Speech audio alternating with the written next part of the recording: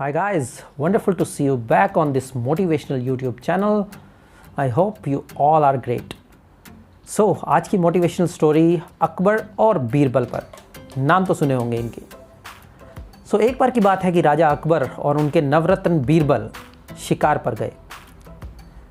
जंगल में जैसे ही राजा अकबर को शिकार दिखा, उन्होंने अपना तीर निकाला और शिकार की तरफ चला दिया, बट वो तीर मिस हो गया।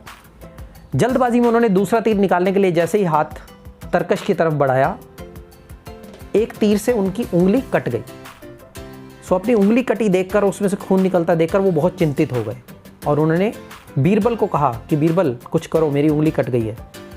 बीरबल ने बहुत ही शांत स्वभाव में कहा कि राजा अकबर, जो होता है अच्छे के लिए होता है, आप चिंता मत कीजिए। उसकी ये बात सुनकर राजा को बहुत गुस्सा आया और उसने कहा कि मेरी उंगली कट गई है और ये मुझे शांत रहने के लिए कह रहा है। गुस्से में उसने अपने सेनापति को बोला कि ले जाओ इस नामाकुल को और फांसी पर चढ़ा दो। सेनापति बेचारा क्या करता, राजा की आज्ञा का पालन करना उसका अधिकार था। उसने बीरबल को अपने साथ लिया और फांसी पर चढ़ाने के लिए घर की तरफ निकल गया, महल की तरफ निकल गया। राजा अकबर इस सब कुछ होने के बाद शिकार के लिए अपनी सेना के साथ जंगल में चले गए, बट सडनली एक शेर उनकी सेना की तरफ भागता हुआ आया। इस हड़बड़ी में राजा अकबर का घोड़ा जो था वो सेना से बिछड़ गया और दूर भागने लगा। अपनी सेना से बिछड़ के राजा जंगल में खो गए। थोड़ी देर बाद ही एक कबीले वालों ने राजा अकबर को पकड़ लिया। राजा अकबर कहते रहे कि मैं यहाँ का सियासत का राजा हूँ, बट कबीले वालों ने उनकी एक न सुनी और उनको पकड़कर अपने कबीले के सरदार के पास ले गए। सरदार ने राजा को देखते ही कहा कि इनके जवाहरात उतार लो और इसकी बलि चढ़ा दो। राजा अकबर बहुत डर गए, बट वो कुछ नहीं कर पा रहे थे। जब उनकी बलि चढ़ाने का टाइम आया तो जो बंदा उनकी बलि चढ़ाने, जो कबीले वाला उनकी बलि चढ़ाने वाला था, उसने देखा कि राजा की उंगली कटी हुई है। तो ये आपको शायद पता होगा कि अगर किसी भी आदमी की उंगली कटी होती है, उसकी बलि नहीं चढ़ाते, उसको अशुद्ध माना जाता है। तो उनको अशुद्ध मानते हुए कबीले के सरदार ने राजा अकबर को छोड़ दिया। ये सब देखकर राजा के मन में एकदम से बीरबल की वो बात याद आई कि जो होता है अच्छे के लिए होता है, और उनका एकदम मन बदल गया।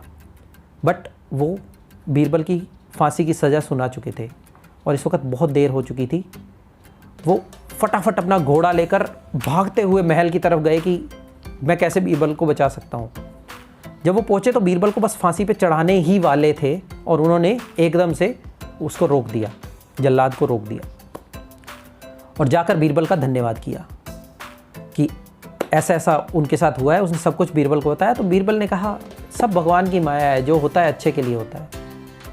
तो अकबर ने कहा भाई किस तरह के इंसान हो तुम, मैंने तेरी फांसी का ऐलान कर दिया था, हुक्म सुना दिया था, मैं अगर थोड़ा सा लेट होता तो तेरे को फांसी पे चढ़ा दिया जाता। तो बीरबल ने फिर से वही शांत स्वभाव में आंसर दिया, जवाब दिया कि राजा जी ये भी बहुत अच्छा हुआ है।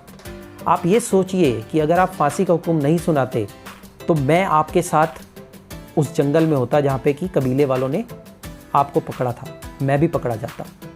आपकी तो उंगली कटी हुई थी, आपको तो उन्होंने अशुद्ध कहकर छोड़ दिया, बट मेरे साथ वैसा नहीं होता, तो आपकी बजाय मेरी बलि चढ़ जाती।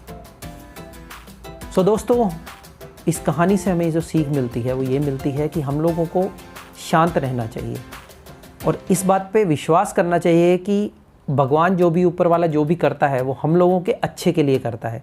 हम लोग शायद उसको एक्सेप्ट नहीं कर पाते क्योंकि हम जो चाहते हैं वो उस तरह से नहीं हो रहा होता।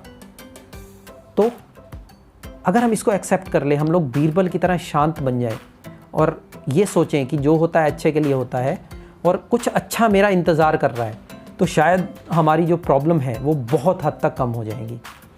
Thank you very much for listening to this story.